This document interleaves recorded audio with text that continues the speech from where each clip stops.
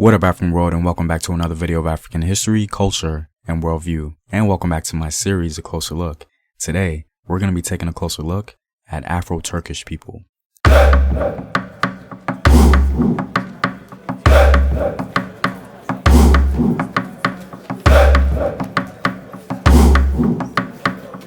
And as always, if you want to support the home team and these videos and future animated projects, you can do so on patreon.com.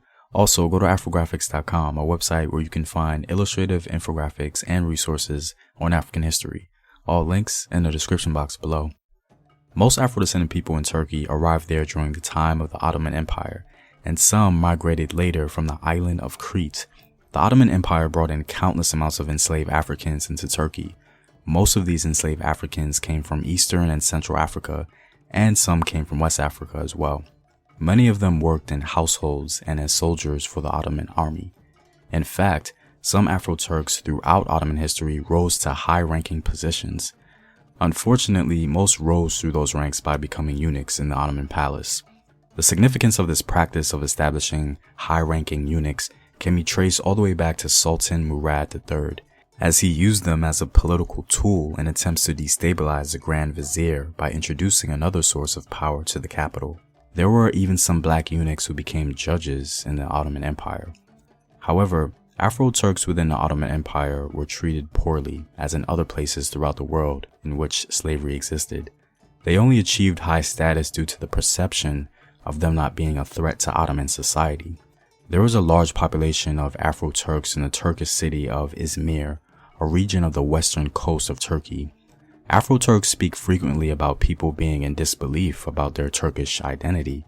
Attempting to unravel the history of Afro-Turkish people is next to impossible, unfortunately. So many Afro-Turks rely heavily on oral history. The History Foundation in Istanbul and UNESCO supported an oral history project undertaken along the western coast of Turkey in order to record what information could be obtained from elderly people of African ancestry. There have been more attempts to highlight the history of slavery within Turkey, but there is still a lot of work to be done. Information on the lives of Afro-Turks after the end of slavery in the Ottoman Empire or in the Turkish Republic is very scarce. Unfortunately, Afro-Turks are largely absent from state references, sources such as yearbooks, indexes, and statistics. They've pretty much been an invisible group. Both in the Ottoman era and the Turkish Republican era, Africans have been considered as being Turks or Muslims. Some even call them Arabs in a derogatory fashion. When studying the history of Africans in Turkey, the information available to us are really just journalistic accounts or tourist guides published in recent years. Today, thousands of Afro-Turks, the descendants of enslaved Africans in the Ottoman Empire, continue to live in modern Turkey. Mustafa Opak, an Afro-Turkish writer and activist, founded the first official recognized organization of Afro-Turks, the Africans Culture and Solidarity Society. Opak claims that there are thousands of Afro-Turks living in modern Turkey, but most Afro-Turkish people today have been completely acculturated and know very little about their African origins. Mustafa said something I thought to be very profound concerning the mindset of Afro-Turkish people, and to be honest, this can apply to the whole African diaspora. This is what he has to say. The first generation experiences, the second denies, and the third explores.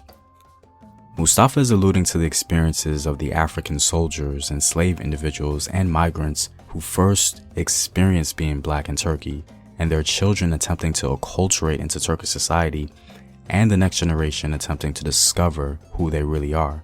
Mustafa refers to himself as the third generation, as he's exploring his African heritage, and many of us today in the African diaspora can relate, as we're trying to discover and understand our ancestors.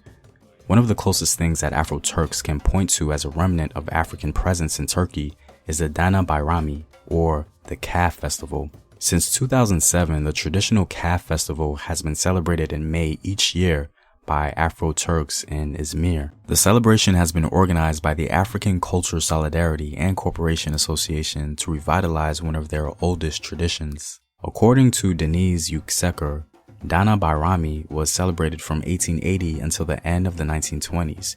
Yükseker adds that leaders of the Afro-Turkish community, known as Gadya, used to collect money in order to buy a cow.